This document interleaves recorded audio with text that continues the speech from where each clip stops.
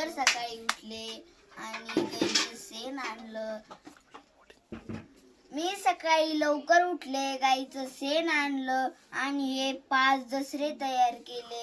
हे रावण तयार केला, हा गाई केले, हे दसऱ्याचं पान तयार केलं आणि रावण केलं आणि सगळं ताट केलं, सजावट केली आणि त्यांना दूध, हळद, कुकू, फुलं ठेवले आणि या दसऱ्यांमध्ये दूध टाकवलं, तांदूळ ते टाकवलं. काय काय टाकलं त्याच्यात? तांदूळ टाकवले, हळद, कुकू व दूध टाकवले, मग त्याच्यावर फुले ठेवले. हे काय इतकं इतकं काय 1 2 3 4 5 काय आहे ते?